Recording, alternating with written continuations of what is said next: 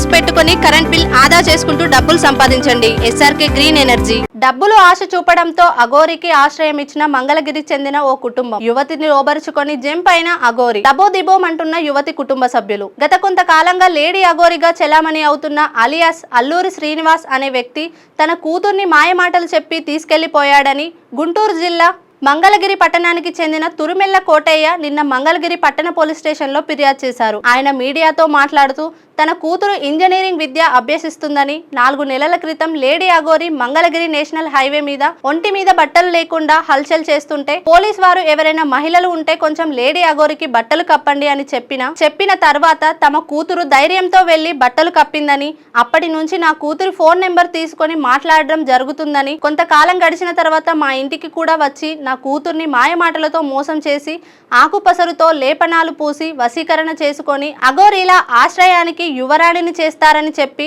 తన కూతుర్ని పూర్తిగా తన వైపు తిప్పుకున్నాడని వాపోయాడు.